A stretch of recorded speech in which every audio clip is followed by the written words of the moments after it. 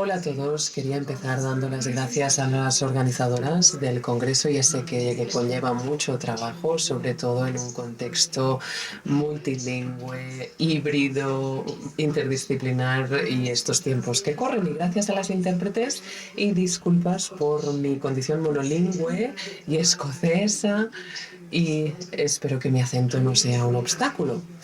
Es una pena que no pueda estar ahí en persona y espero que podamos celebrar muchas reuniones presenciales a futuro, tanto si es en España como en Escocia o en otras partes. Espero que tengamos todas una muy buena conferencia. Para presentarme, y me doy cuenta de que seguramente seré una cabeza pequeñita en una pantallita en la parte de arriba, soy profesora en una facultad de educación y yo básicamente volví a Escocia, esa ida y venida de los retornos y partidas que ocupan distintas clases, aulas, como personas, estudiantes, profesoras y educadoras. Yo investigo la interseccionalidad de las desigualdades, sobre todo desde el punto de vista de la clase, la sexualidad y el género, y me preocupa lo que siguen haciendo estas desigualdades y sobre todo desde el punto de vista de clase, ya que siempre acaba quedando marginada la clase en el pensamiento feminista. Y también investigo la política educativa, a la que se refiere de forma política como la clasificación socioeconómica o el índice escocés de privaciones múltiples, básicamente, bueno, como una medición. Recuerdo, bueno, he investigado estas cosas durante 20 años y no voy a resumir 20 años en 40 minutos, pero sí que voy a destacar las preocupaciones antiguas que siguen existiendo en tiempos modernos, sobre todo donde la inclusión de la comunidad LGBT se ha posicionado como una nueva diferencia. Esta supuesta novedad y diferencia es, no obstante, contradictoria. Las ideas de nacionalidad, de la naturaleza británica, escocesa, europea, que la refundición del Estado-Nación nos reposiciona como protectores y garantes, líderes mundiales de los derechos del LGBT, como parte de la Europa del arco iris, incluso post-Brexit. Así que la actualización del currículum para mí significa por lo menos ser consciente de estas contradicciones, de la violencia del Estado en vez de las soluciones estatales, así como de los marcos temporales más caóticos, las solapaciones entre el ahora y el entonces, el aquí y el allí. Y aquí es donde yo sospecho de la idea de la clase completa o incluida, tanto en el contexto de la educación obligatoria como posobligatoria, dada la desigualdad continua que sigue dando una ventaja y una desventaja educativa. Y aquí el acrónimo LGBT se incluye como una posición identitaria. Yo empecé mi doctorado en el año 2001, en el mismo momento en que se debatía en la esfera pública la sección 28, sobre todo a través de la campaña Mantengamos la cláusula, que patrocinaba el empresario escocés Brian Sauter.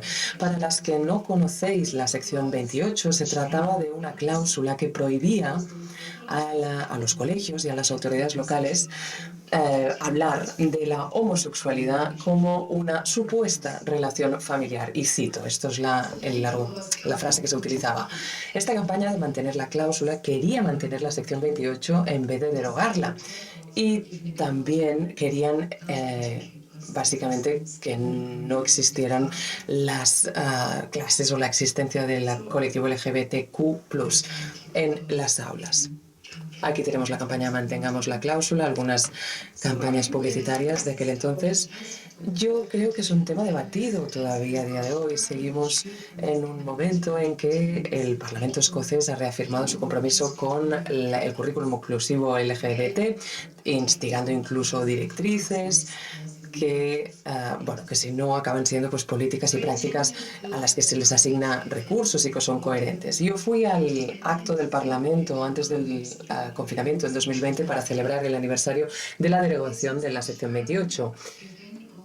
Y en el Parlamento escocés también aquel acto buscaba destacar este liderazgo autoproclamado de Escocia en lo que es el currículum LGBT. Y esto aquello fue gracias a Wendy Alexander. Así que en aquel acto estaba yo mezclándome con la gente y había como una sensación de conexión. Y parecía que se estaban formulando políticas, ¿no?, que se hacían mayoritarias, pero aquel momento de conexión y celebración también escondía unas desconexiones públicas, políticas del momento actual. Y como decía una pancarta, decía, paramos la cláusula, pero la lucha sigue adelante. Así que la diapositiva, bueno, aquí vemos la portada del Guardian y la cobertura que le dio a aquel anuncio de un currículum inclusivo LGBT en Escocia, como si fuéramos líderes mundiales y con la bandera del orgullo ondeando sobre las calles de Edimburgo. Esta imagen, como la celebración en el Parlamento, me hace preguntarme sobre la celebración de los derechos LGBT+, y si hemos llegado al aula incluida o al Estado incluido, incluyendo las campañas de Stonewall y la de la marea. Parece que no se incluía, es decir, la Carta de Derechos LGBT marcaba el paso que daban las instituciones, ¿no? Y cómo hemos conseguido que el currículum se queerice. Así que el discurso LGBT a menudo pasa por encima de puntillas, me parece a mí, de las vidas, y no va más allá de las aulas y limita el imaginario de las vidas queer. A pesar de lo que vemos en este pasar de puntillas, yo no me resigno al fracaso. Yo creo que el momento político escocés, y aquí hay otros contextos nacionales que seguro que aplican,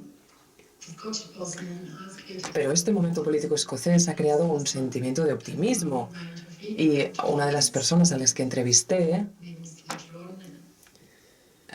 Slitron, lo llamaba pues como un pulso de optimismo para medir un poco la salud del Estado respetuoso o proclive a la inclusión LGBT. Pero los feminismos queer también me han enseñado a ser escéptica ante el Estado y las instituciones, porque generan desigualdades en vez de resolverlas, por lo general.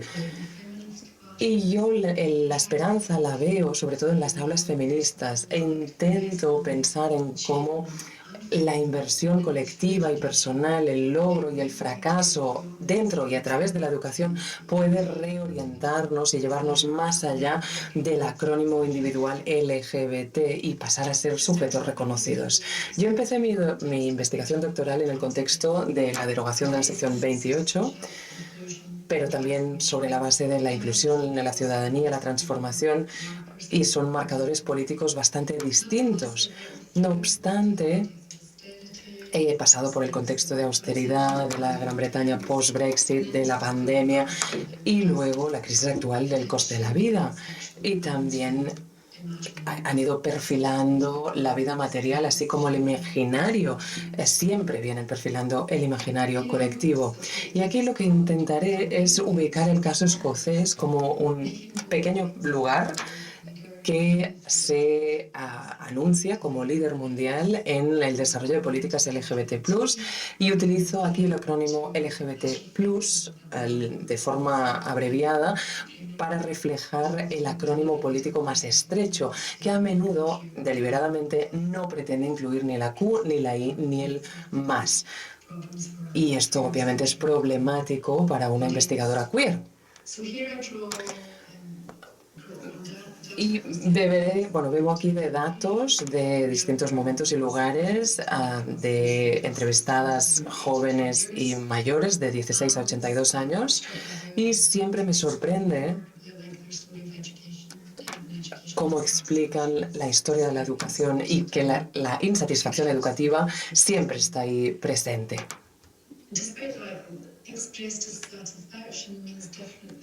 La insatisfacción expresada significa cosas distintas para personas queer distintas. Por ejemplo, un sentimiento de privilegio, ¿no?, de tendría que haber tenido acceso a una mejor educación, mejor representación, mejor empleo en el momento posteducativo, y sobre todo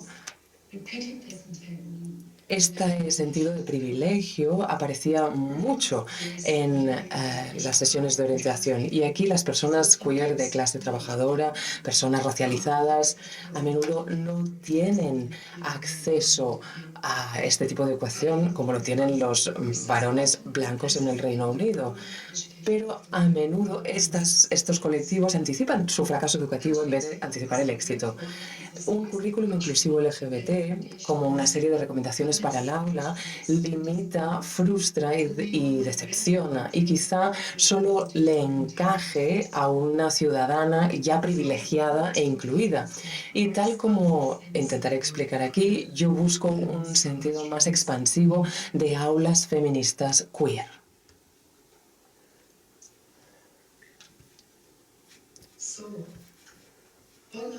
En este sentido, me gustaría decir algo primero sobre mi propia postura, por lo menos de forma parcial, ubicándome a mí misma como investigadora feminista queer y pensar en cómo el pasado ha persistido, resistido y se repite en el presente. Como estudiante en el colegio, que siempre me colocaban en el grupo de lectura de menor nivel, a mí esto me ha mostrado mi experiencia, ¿no? Cómo me relaciono con el resto de estructuras. Yo vengo de clase trabajadora y a veces digo de dónde vengo como punto de partida y no como final, como conclusión. Ser de clase trabajadora casi siempre provoca una reacción en espacios de clase media que ahora yo me he apropiado. Ser académica no era el futuro que mi yo del pasado se imaginaba para ella, ni tampoco se lo imaginaban ni mis profesoras del colegio ni mis familiares, porque la gente como yo no iba a la universidad. Y ahora puedo decir que soy profesora universitaria feminista queer. Y puedo y sigo diciendo que soy una lesbiana de clase trabajadora. A veces cambia el relato, la manera de contar la historia, dependiendo del interlocutor, de quien escucha. A veces digo que soy de Glasgow y a veces no tengo ni que decirlo.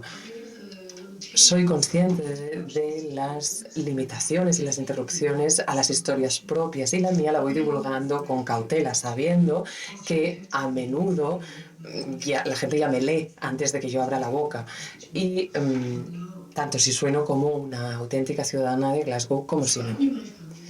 Yo sabía que mi familia era distinta, incluso distinta de otras familias de clase trabajadora dentro de del mismo edificio de vivienda de protección social. Y básicamente en la zona donde yo vivía se medía el abandono escolar, también se medía pues la tasa de embarazos adolescentes y las familias, las madres de clase trabajadora lo medían así. No obstante, las familias de clase trabajadora invertían en un tipo de educación consciente. Aquí tenemos a Karen, por ejemplo, que habla de sus esperanzas educativas para su hija. Quiere que su hija sea feliz y salga adelante y saque lo mejor de sí misma, sea eso lo que sea.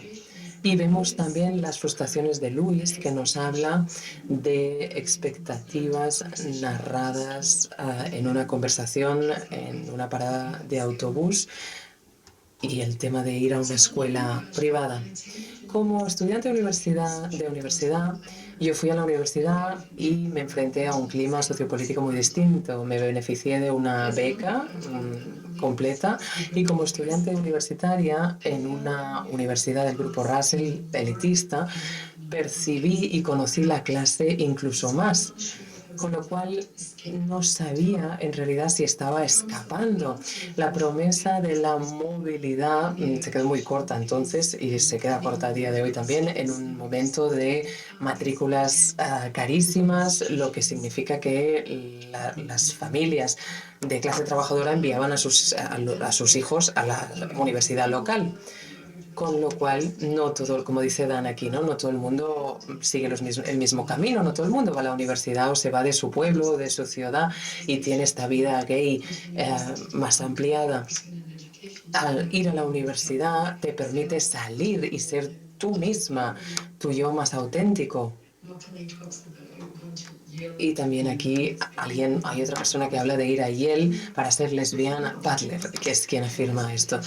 Y al final Dan se ríe de esto como una pretenciosidad, imposibilidad y privilegio. Y yo tengo este privilegio de haber conseguido acceder a la educación superior justo a tiempo y plantearme un futuro distinto y haber ido a la universidad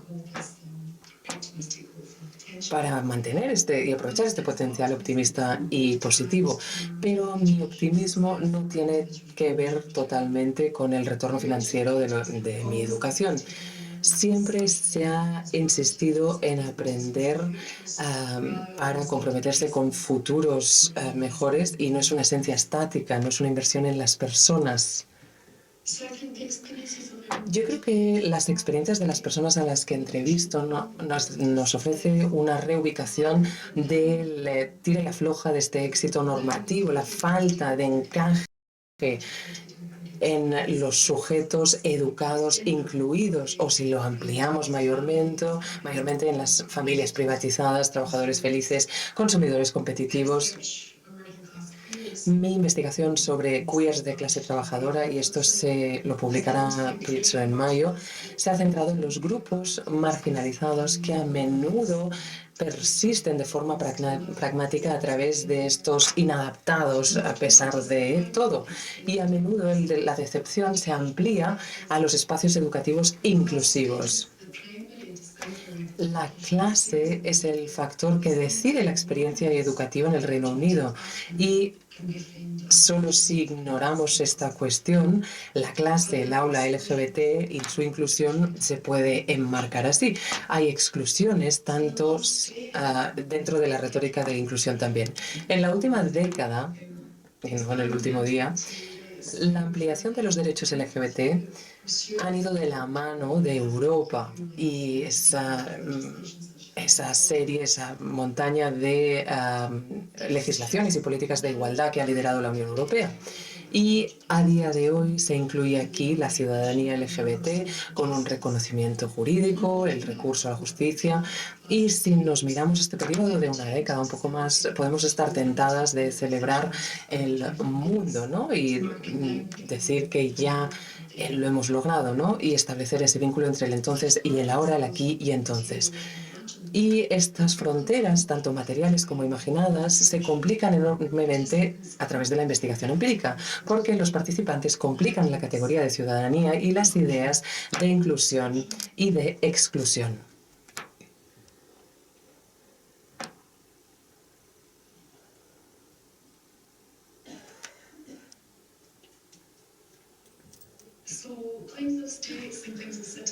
Con lo cual, las afirmaciones de los estados y de los ciudadanos a la hora de ser o sentirse reconocidos por el Estado parecen ser el mejor lugar para los derechos LGBT, ¿no? Como una ciudad respetuosa con la comunidad gay o ser los líderes mundiales en la inclusión LGBT en la educación. Esto es una afirmación recientes del gobierno británico y del gobierno escocés con múltiples políticas y un plan de acción LGBT. La ex primera ministra, una de las ex primeras ministras, Theresa May en este caso, que se retiró de la Convención Europea sobre Derechos Humanos y de forma un poco extraña se posicionó en contra en 2018 del lanzamiento del Plan de Acción LGBT y afirmó que el Reino Unido era un líder mundial sobre derechos LGBT. Y también una cita famosa del ex primer ministro Boris Johnson y la primera ministra escocesa Nicola Sturgeon, que también expresaron apoyo a la igualdad LGBT conforme al progreso nacional.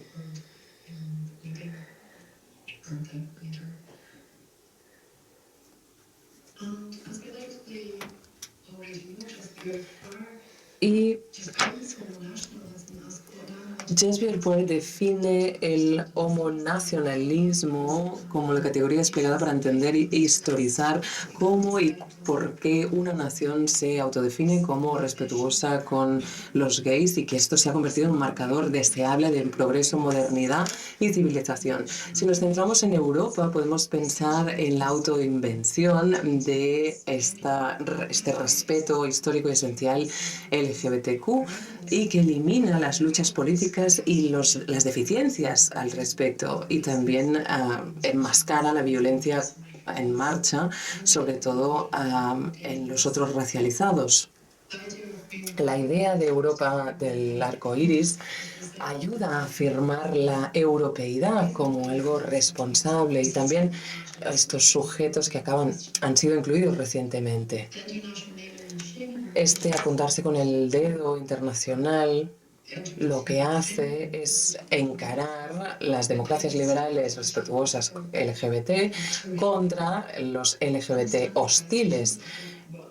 Y con la estandarización de lo que es la inclusión LGBT, esto deja fuera a otros sujetos queer, o para citar a Theresa May, aquellos que se consideran demasiado duros, y esto es una descripción literal, demasiado duros para la inclusión pública, política y legislativa. Es decir, estas categorías a las que se refería Theresa May eran las personas trans, no binarias e intersexuales. Cassie Cohen en 1990 en Punks, Bone Daggers and Welfare Queens denominó a estos otros sujetos queer demasiado duros como las personas que debían hacer de puente en vez de reforzar la brecha entre las vidas queer y las vidas heterosexuales. Pero hemos sido testigos de un cambio en el homonacionalismo, según el cual las organizaciones LGBT mayoritarias vinculan la retirada del Reino Unido de la Unión Europea como algo necesario para mantener su posición como puerto seguro de la homofobia. Así que todas las naciones están implicadas en esta violencia avalada por el Estado que sigue adelante. Y tal como deja claro esta cita, el tema de apoyar o no apoyar los derechos de las personas queer legitima los ataques preventivos imperiales en la composición de las intimidades y el orden mundial, y también la comprensión de la vida, el terror y la muerte, con lo cual la inclusión LGBT parece que va mucho más allá de la inclusión en el aula mismo. Entonces, ¿qué posibilidades tenemos en el caso de espacios queer pequeños, locales? ¿Cómo llevamos los estudios queer al ámbito local, provincial, y además a día de hoy se centran principalmente en Estados Unidos y el Reino Unido, que además es otro terreno que representa la batalla imperial? La atención a las promesas políticas quizá puede funcionar para diferenciar y minar el centralismo estatal en vez de encontrar un alivio o solución del mismo, ¿no? Y lo que hace es redibujar los límites dados de la nación. Por ejemplo, el Brexit parece un momento para plantearse la política de la diferencia y la reaparición de desigualdades sociales. Con lo cual, en estos momentos post-Brexit, lo que me interesa, y soy escéptica sobre este mito de Escocia y el carácter escocés como señal excepcional de todos estos epítetos de líderes mundiales proeuropeos diferentes de los ingleses e inclusivos LGBT. Cualquiera, queer o no, que ha pasado por las desigualdades educativas dentro y en Escocia, seguramente tenga el mismo escepticismo. Con lo cual, este cinismo, este escepticismo, yo lo veo como que tenemos que volver al aula y para buscar una esperanza en el feminismo queer como práctica.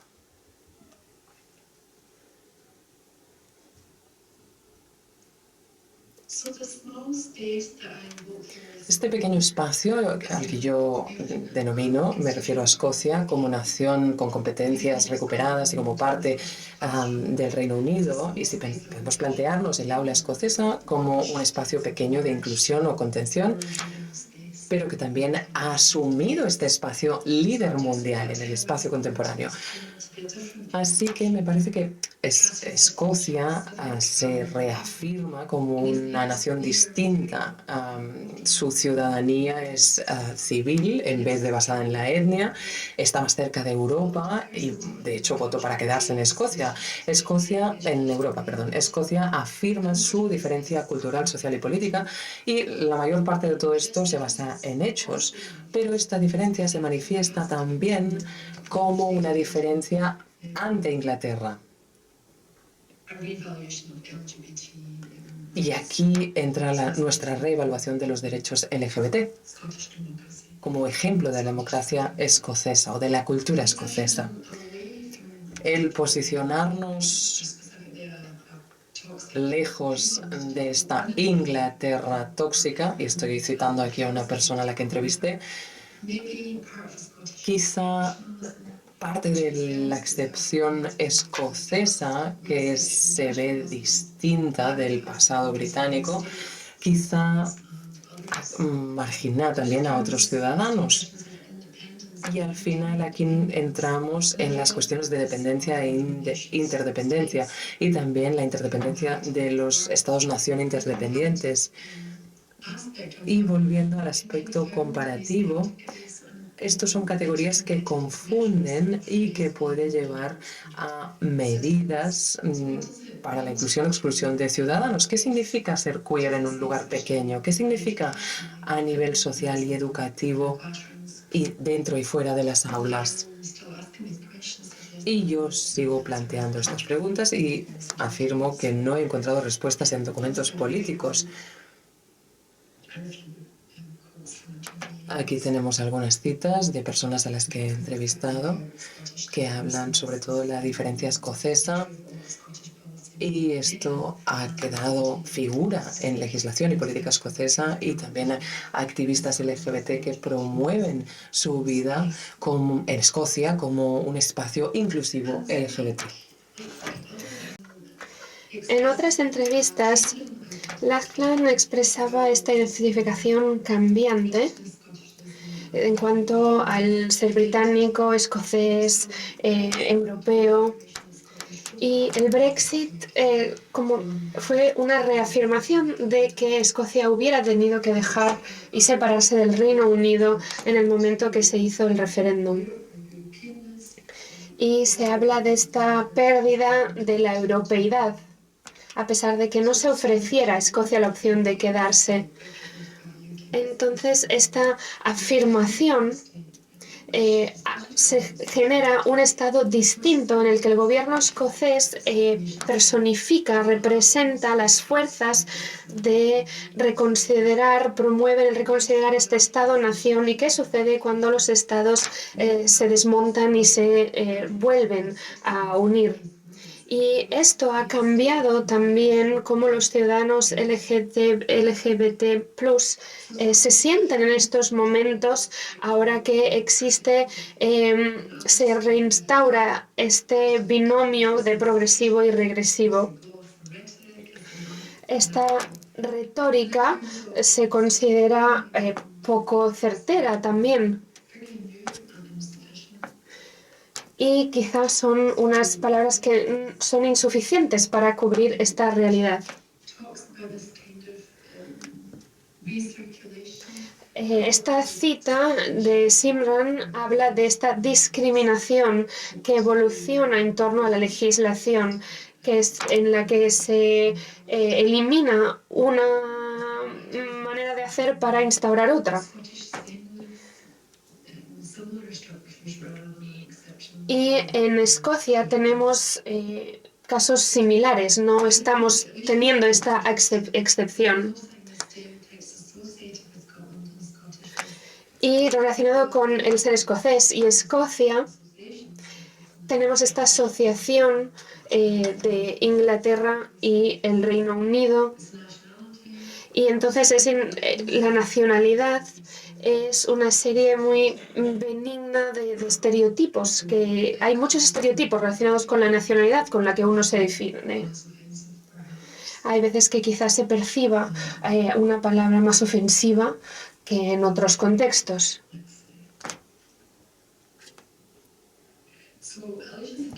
Alicia nos cuenta sobre la discrepancia entre Escocia como una nueva nación cívica civil y sus nacionalismos étnicos que están instaurados en la historia y en la que está presente el racismo.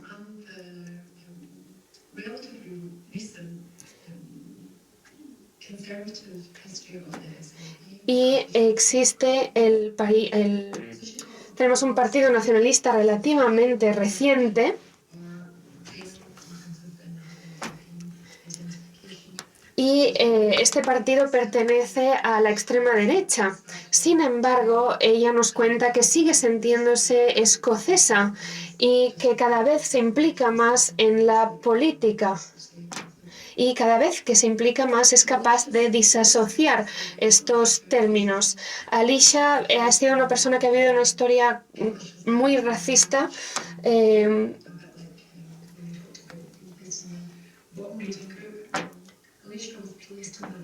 Y a Alicia, por ejemplo, cuando yo hablaba de mi grupo de lectura, ¿no? Pues ella también se la puso en un grupo de lectura como inglés como segunda lengua, a pesar de que ella era bilingüe.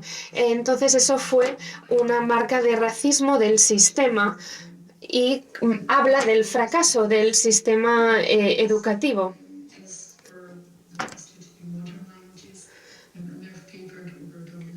Los idiomas más concebidos como las lenguas modernas son más predominantes que las otras lenguas, que son las segundas lenguas de la población que domina en Glasgow, como el urdu, el hindi, el punjabi, etc. Entonces, la historia de Alicia va más allá del estado LGBT.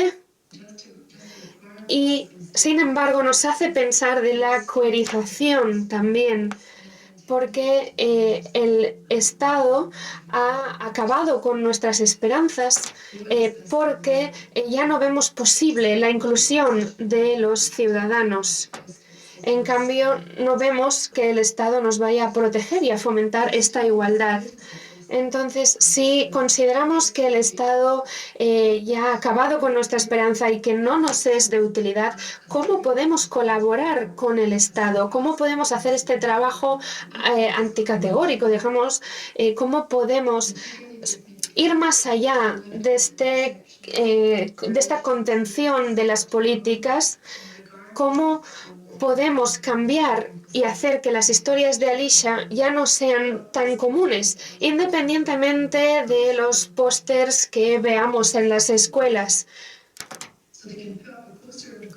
Entonces, quizás se puede poner un póster de una persona racializada o una persona queer, pero no se tienen en cuenta las experiencias de esas personas.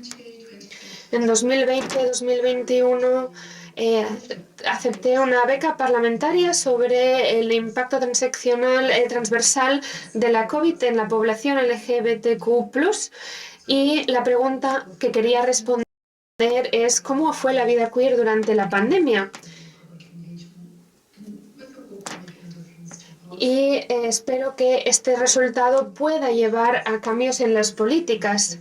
Pero hay muchas veces estas actividades de investigación se traducen pocas veces en cambios políticos. Simplemente es una casilla que tienen que marcar y no es algo que se debata a nivel general, a pesar de que sea un riesgo real para la población.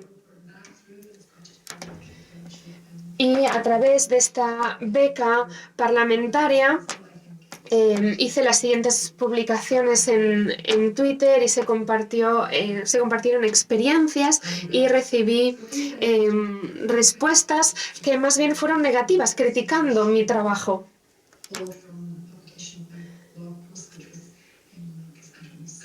Yo publiqué una entrada en el blog de unas 700 palabras en la que hablaba del impacto de la pandemia en la comunidad LGBTQ+. Y alguien, de hecho, después de yo escribir esta publicación,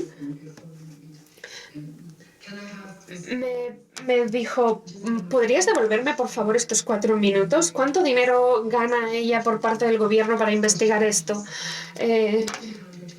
Quizá podrías dedicarte en la investigación por qué este virus tan desagradable no reconoce lo especial que es la población LGBT.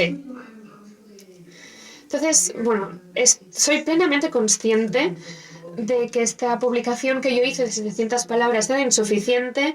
También siento un cierto fracaso de esa publicación.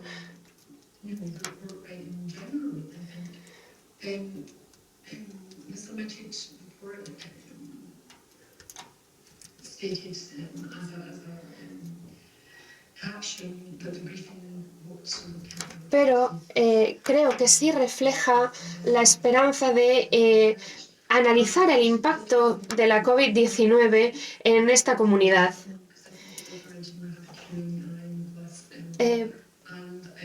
Espero que se incluya la Q, la I y el signo más en esta denominación y que el Parlamento lo adopte también.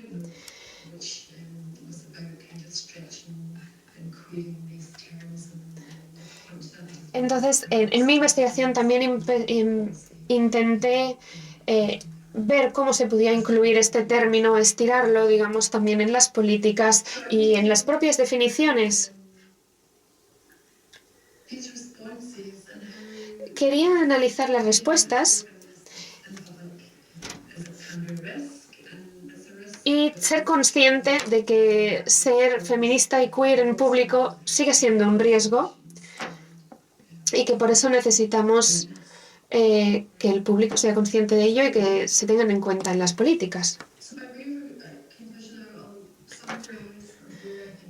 Me gustaría, a modo de conclusión, resumir cuál es la situación actual. La transformación del Estado creo que tiene consecuencias distintas para distintas personas queer, como se ha visto en los Estados-naciones que se han creado a raíz del Brexit.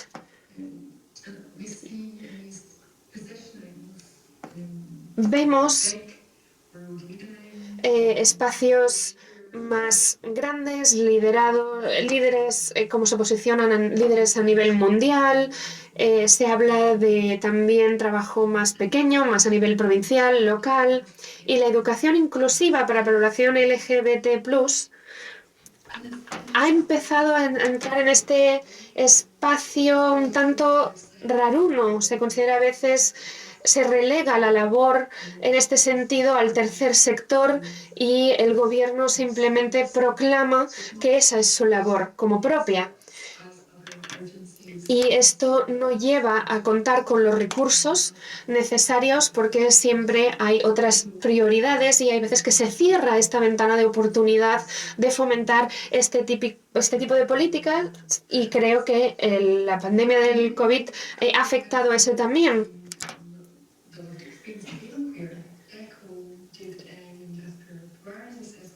Pero si analizo las palabras de Poir, las experiencias vividas en sitios provinciales, locales y más cotidianos a menudo chocan con la retórica del imaginario del arco iris, de las naciones arcoíris, que utilizan los derechos LGBTQ+ como un instrumento para consolidar el nacionalismo. Las agendas de izquierdas para la población queer tienen que tener en cuenta también las posibilidades pragmáticas para reconstituir y queerizar dentro de las fronteras del Estado-nación y también tenemos que mirar al pasado y al futuro.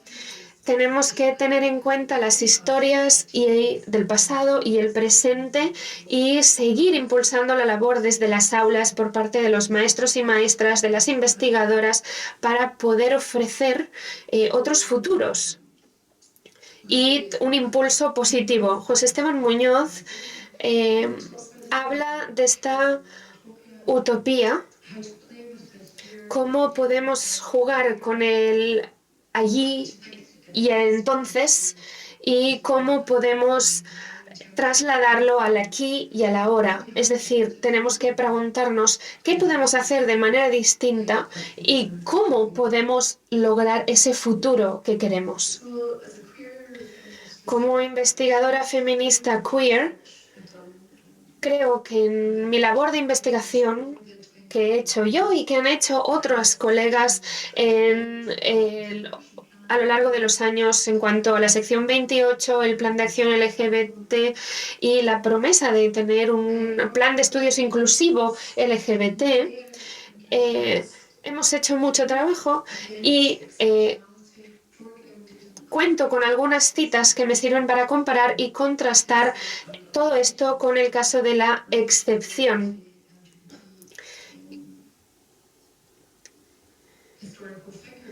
Más allá de estas celebridades, digamos, en el mundo, en la comunidad LGBT, es importante celebrar lo que se ha hecho en el pasado, pero también lo que se está haciendo en el presente.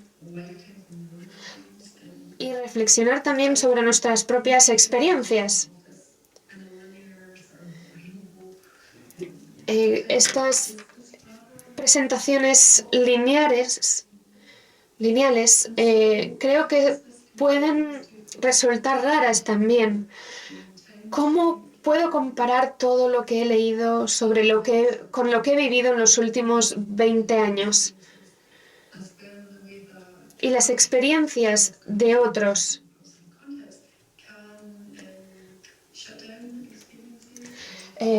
Hay veces que la investigación puede dar más voz a una experiencia que a otra, y eso también hay que tenerlo en cuenta. Los estudios de género analizan los errores que derivan de experiencias pragmáticas de otras personas y existe esta recirculación de ideas, de prácticas, de personas del mundo académico y de personas de fuera del mundo académico. Entonces, me pregunto, ¿qué puede hacer, qué esperanza tiene la izquierda de convertir este pensamiento de izquierdas queer y las naciones de socialidad y colectividad para hacer que sea un movimiento más movilizado? La esperanza, y aquí cito, Muñoz dice que la esperanza es algo que se puede encontrar y que se puede fomentar, por ejemplo, en la investigación y en la enseñanza. Elizabeth Freeman habla de pensamiento crónico, de observaciones que son persistentes más que situaciones que se pueden ver como problemas que se pueden resolver.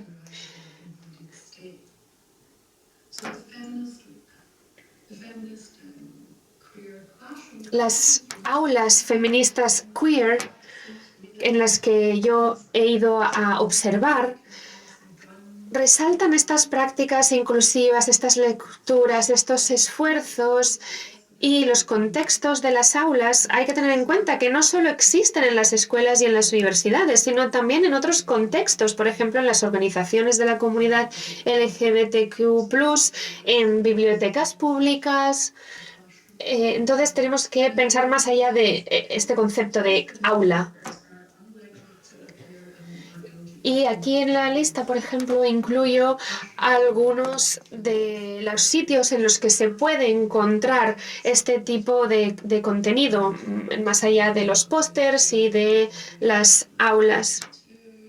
He publicado, por ejemplo, aquí el movimiento Me Too, otros conceptos clave, palabras clave. Y creo que estos términos en sí mismos sirven para recalcar los fracasos más que lo que se ha conseguido.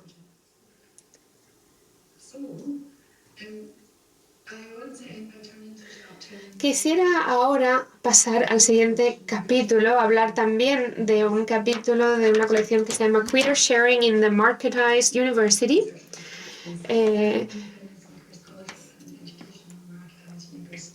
que busca encontrar las brechas en el sistema. Se trata de una beca feminista y queer para la educación y la universidad en España. Y habla de que la universidad tiene la labor de legitimizar y normalizar algunas epistemologías, perspectivas y campos, pero a la vez silencia otros enfoques innovadores, emergentes y más críticos en el contexto de las aulas.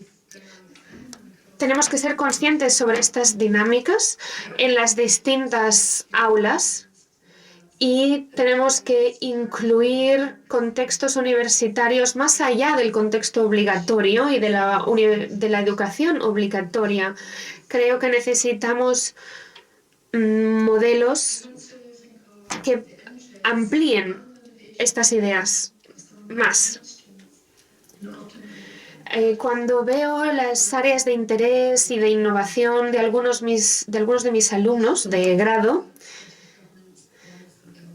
creo que veo una muestra de la voluntad del gobierno escocés de incluir un plan de estudios inclusivo LGBT. Me pregunto, sin embargo, si soy cínica o si no, quizá voy con prejuicios a la hora de analizar los intereses de mis estudiantes.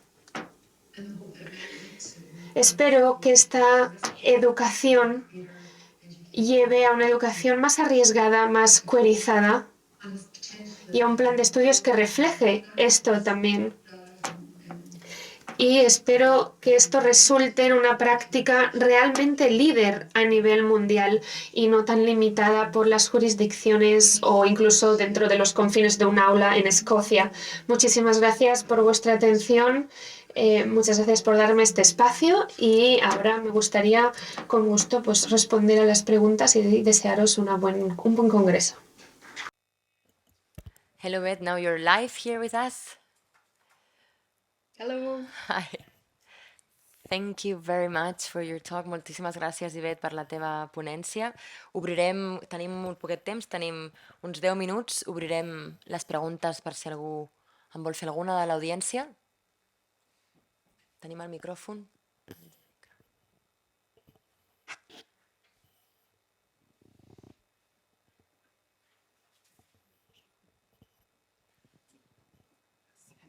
Hola.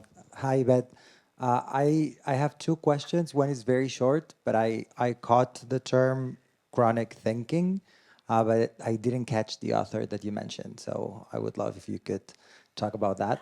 And also, you started by being very critical of optimism at the beginning and talking about skepticism. But then towards the end, you mentioned hope as a risk, but also as a productive force. So I was thinking about optimism, and I would like to know your thoughts on optimism as a teaching tool or as a productive force in education.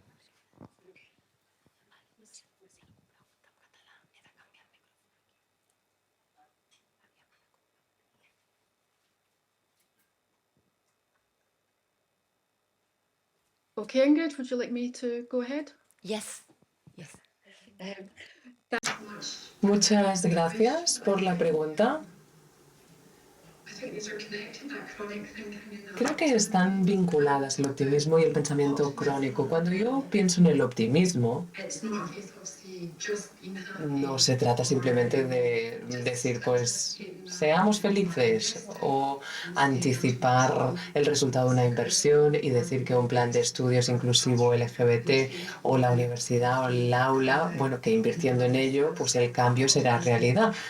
No, ese optimismo no tiene que ser ingenuo, ¿no? Tiene que ir de la mano de recursos, de un planteamiento sistemático y hay que pensar en nuestras, bueno, a través de nuestras escrituras, luchas, etcétera. Bueno, hay que repensar y repensar una y otra vez nuestro propio trabajo, y me refiero a mi trabajo, pero también el trabajo que se hace en el aula y en contextos como este. Con lo cual, este optimismo, y repito, no es ingenuo. Tampoco se trata de una visión romántica. Me parece que se puede movilizar rápidamente por la derecha también. Se puede hacer individualizado, ¿no? Porque al final, si tú pasas por la educación y eres un caso de éxito, pues demuestra que el sistema funciona y que podemos ser optimistas al respecto. Mi escepticismo simplemente busca apuntar a los fracasos y ver si esos fracasos pueden ser constructivos. Entonces, ¿cómo volvemos a la mesa, no obstante? ¿Cómo volvemos a entrar en el aula? ¿Cómo interactuamos con nuestros alumnos que pues son entusiastas de la vida en Escocia en el momento actual? ¿Cómo lo hacemos? ¿Eso lo consideramos ingenuo o nos ayuda a entrar en esos espacios con otro pie, de otra manera? Y el tema del pensamiento crónico es un término de Elizabeth Freeman y no sé qué otros términos he aludido en mi ponencia. A lo mejor me lo tienes que recordar. Pero existe el riesgo también con el optimismo, y parte de las políticas hacían referencia a esos espacios más arriesgados también, el riesgo de estar en la luz pública o de formar parte de la legislación educativa o de ese fracaso educativo. Muchas gracias, Yvette. Any other question?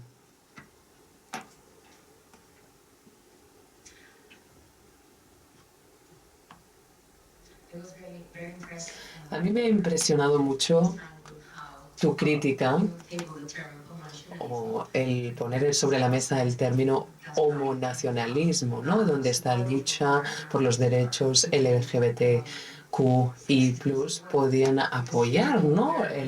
la existencia de otras realidades. Parece que estamos luchando a ciegas, ¿no? Para incluir estas transformaciones en el Estado. Y como tú dices, estas transformaciones pueden tener consecuencias distintas para queers distintos. Con lo cual, bueno, hasta la fecha, ¿cómo definimos, o no sé si has detectado algún efecto positivo desde que tenéis este plan de acción de inclusión LGBT en Escocia? Los alumnos queer, los adolescentes queer, la juventud queer, ¿qué acogida le ha dado a estas transformaciones educativas?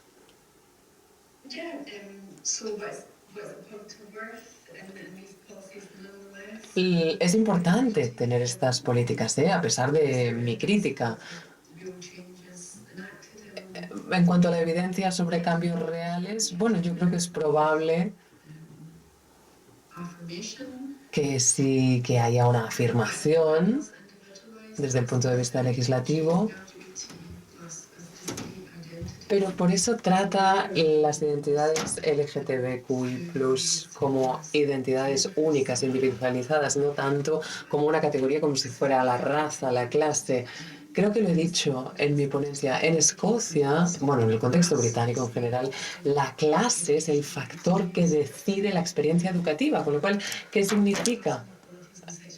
Incluir las desigualdades de clase y las de sexo y género, colocarlas juntas en vez de extraerlas por separado y esperar un cambio, ¿no? Como afirmación para que se materialice el trabajo.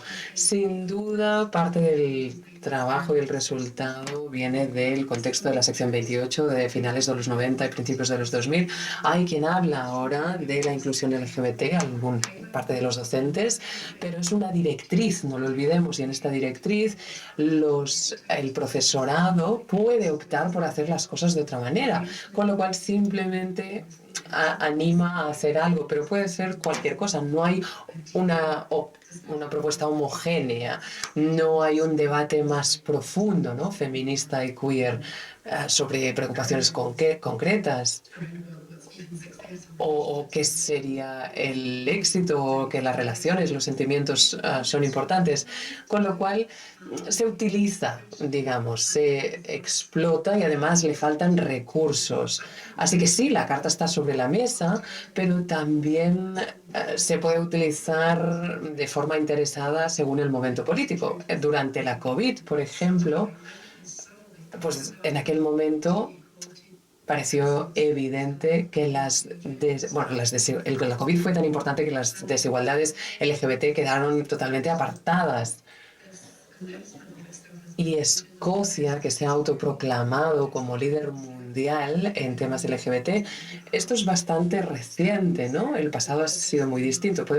Podemos estar convencidas de que esto será suficiente y que siempre vamos a seguir ahondando en esta pequeña práctica. ¿A quién más queremos en este barco? Es decir, que yo celebro parte de estos cambios en el aula, pero no debe quedarse ahí dentro, en las cuatro paredes del aula. Muchísimas gracias, Ivette. Voy a cambiar el micrófono porque voy a pasar a hablar en catalán. Can you hear now the translator?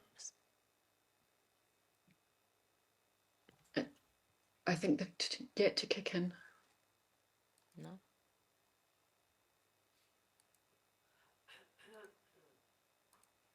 I think now you can hear translators.